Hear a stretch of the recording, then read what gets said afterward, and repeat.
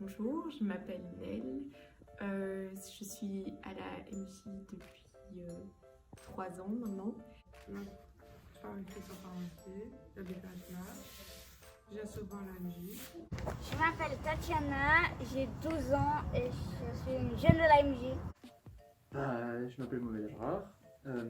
Ça fait depuis un très très long moment que je viens à la maison de jeunes. Delphine Parmentier, j'ai 15 ans. Donc je m'appelle Frédéric, j'ai 28 ans. Je m'appelle Louise, j'ai 20 ans. Je m'appelle Erdi, j'ai 13 ans. Irina Marquez, j'ai 12 ans. Je m'appelle Arthur, j'ai 19 ans. Je m'appelle Kenra, j'ai 9 ans. Mathias, j'ai 16 ans. Moi je m'appelle Sylvain, j'ai 28 ans maintenant. Je m'appelle Andrew, j'ai 14 ans.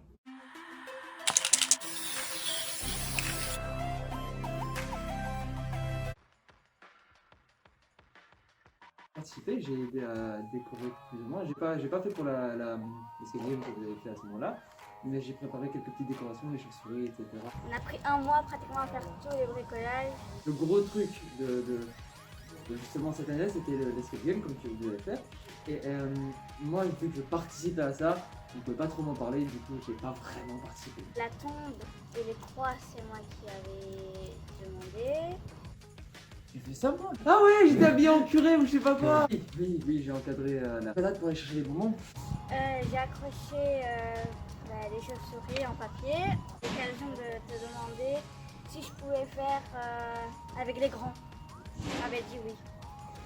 Ça m'a amusé à faire. Même s'il faut toujours une mesure centimètre, etc., ce serait bien de pouvoir le faire.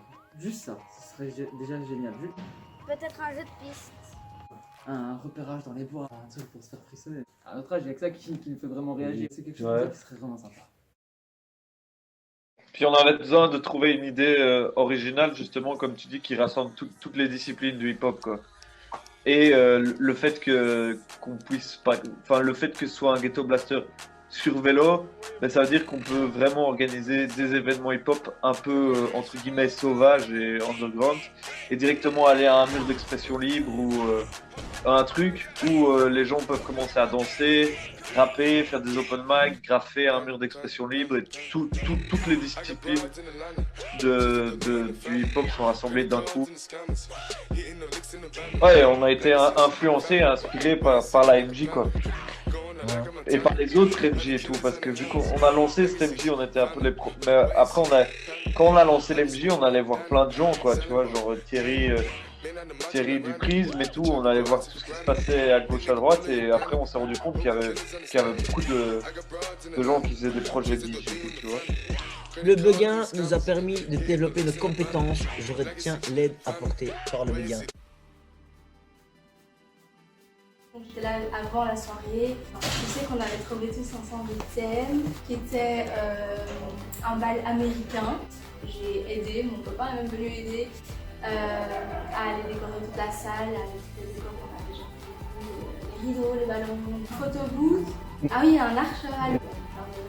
Qu'on avait fait nous-mêmes aussi. Des rideaux comme ici. Et on avait écrit bal promo en doré. J'ai encore des photos. Le roi et la reine du bal. C'était génial. Les gens n'étaient pas obligés d'apporter leurs costumes. On avait tous des costumes sur place. On avait tout ce qui était les soirées, musique, danser.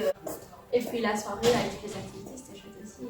Une soirée, c'était trop bien. Ouais. Parce qu'il y avait c'était ouvert à tout le monde, quoi. C'était adulte, c'était enfant, jeune. Tout le monde pouvait venir. J'ai envie de dire, maintenant qu'on l'a fait, on peut essayer de trouver autre chose pour faire une soirée à thème. Clairement, c'était un truc de groupe, on l'a fait tous ensemble. Pendant plusieurs mois avant, avec Alicia et Eva, du coup, on a préparé plusieurs chorégraphies qu'on voulait présenter aux jeunes. Et une fois arrivés là-bas, on avait séparé le cours en plusieurs parties. Il y avait une partie où Alicia donnait, et puis ensuite, elle nous passait le relais. Et avec Eva, on leur montrait soit des échauffements, soit on leur montrait des parties de choré, on les aidait à améliorer leurs mouvements, etc. On s'entraînait beaucoup entre les cours pour être sûr de bien réussir les chorés et pouvoir leur montrer correctement. C'est vrai qu'en tant qu'animé, on ne se rend pas toujours compte du travail que fournissent ces animateurs, on se dit ouais c'est facile, etc.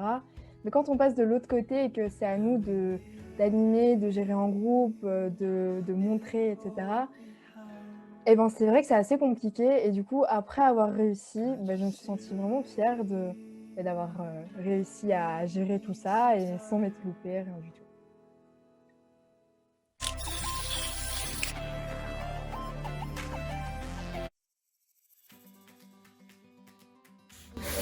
On a mis tous des idées. Pendant le carnaval, on avait commencé une partie du char en peinture près de le parc Inconteneur. J'ai participé 3-4 fois, parce que c'était compliqué avec les études et tout ça, mais j'ai venu 3-4 fois. Ce que je préfère dans le projet char,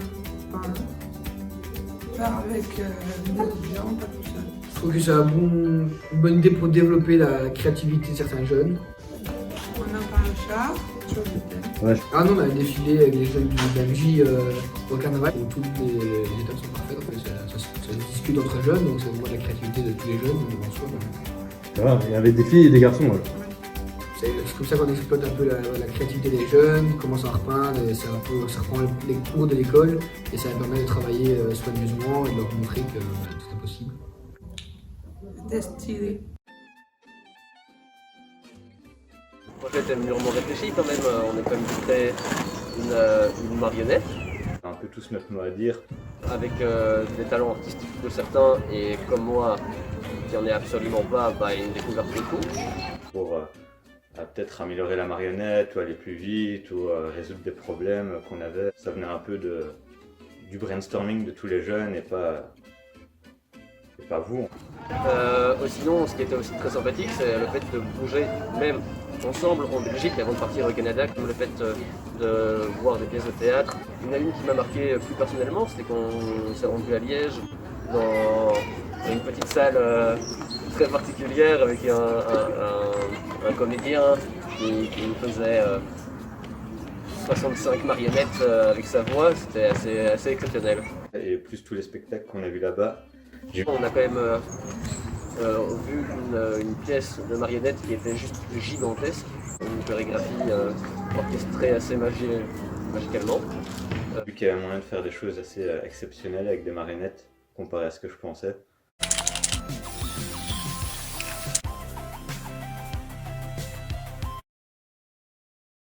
On nettoyait la dîne, mais c'est vraiment impressionnant le nombre de papiers et de déchets qu'il y a dans la dîne. Je disais qu'il y a des gens qui jettent des papiers dans la dîne, or qu'il ne faut pas, il faut les mettre dans la poubelle. Quand je suis rentrée chez moi la dernière fois, ma mère et mon père étaient choqués parce que c'était... Waouh, on trouve ça là-bas, mais...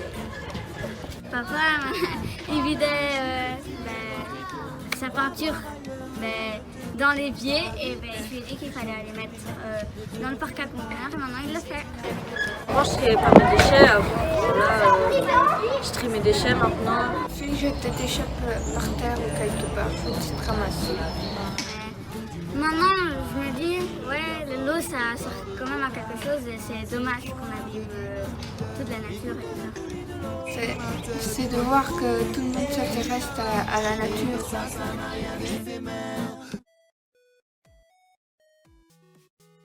Projet 2.0, c'est apprendre aux personnes à utiliser leur ordi, leur téléphone, leur tablette. On leur apprend à faire des adresses mail, à faire des comptes Facebook et tout ça sur les réseaux sociaux. Savoir se connecter en Wi-Fi. Du coup, c'est un peu pour les aider, pour qu'ils apprennent. On a fait un peu de pratique. On écrivait le nom, par exemple Snapchat, et ils devaient essayer de trouver le logo. Il y avait une dame, elle n'arrivait pas à connecter son téléphone en Wi-Fi. J'ai appris à me faire une adresse email. J'ai rencontré des personnes, même qu'il y a un des vieux, il habite juste au-dessus de ma rue, du coup à chaque fois je lui dis bonjour. Est-ce que si tu avais l'occasion de le refaire, tu le referais? Oui. Ouais.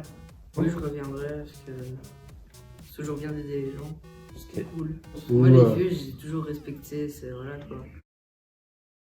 C'était vraiment une problématique, si on peut dire quand même, qui nous tient fort à cœur, et c'est de ça dont on avait envie de traiter. Enfin, moi en tout cas, le projet qui m'a vraiment très fort marqué, c'est la maisonnelle. Je me rendais pas compte à ce point-là que certaines femmes vivaient, et le voir et l'entendre, c'était vraiment touchant et interpellant. Ça m'a apporté en maturité, en organisation, c'est indéniable. puis une autre vision de la danse aussi. J'ai appris beaucoup de choses sur le droit des femmes aussi, évidemment, ça c'est sûr. On ne pense pas que certaines personnes peuvent penser comme ça et c'est pas du tout dans notre vision à nous. J'avais déjà les yeux ouverts sur la situation des femmes aujourd'hui, ici en Belgique, mais elles sont encore plus ouvertes avec tout ce qu'on a fait. Et du coup aux États-Unis aussi maintenant. Au fur et à mesure, on était à l'aise dans le groupe et donc on a su se lâcher et je pense que je me suis dépassée avec ça. J'ai grandi en fait, c'est vraiment la chose qui m'a marqué le plus.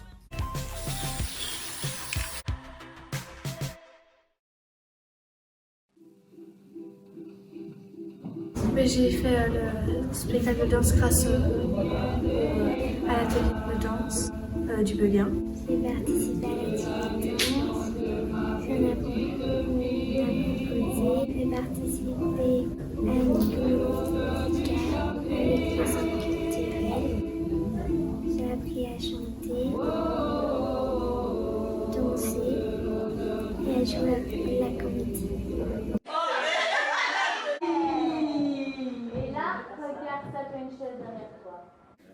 Tu vas pas se faire une pizza toute seule. Et quand t'es seule, tu manges pas ça. Tu vas faire une pizza seule. Moi, je mange autre chose. Je mange pas J'avais peur de travailler avec des filles. En soi, moi, non, pas vraiment, parce que j'avais déjà eu l'habitude avec les spectacles de danse. Du coup, j'étais pas vraiment stressée. Et au final, c'était très chouette.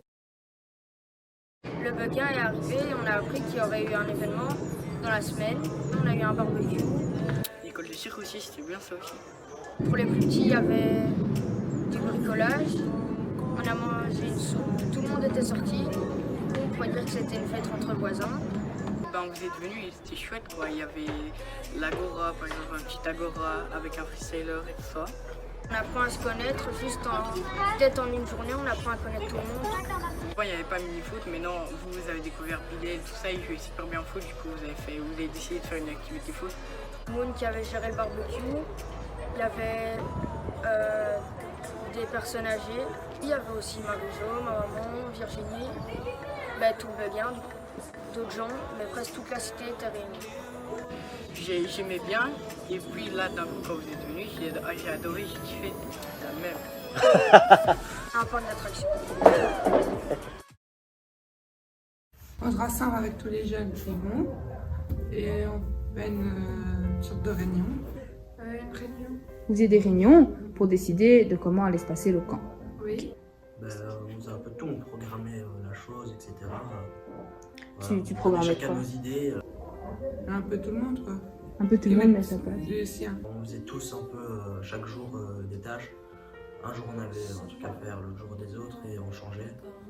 Puis on mange ensemble. Il y avait des jeunes avec qui tu n'entendais pas très bien au début, que tu connaissais pas très bien? Au début, au truc grave avec Nolan. Tu t'entendais pas bien. Et puis après, à la fin, comment ça s'est passé? C'était mieux.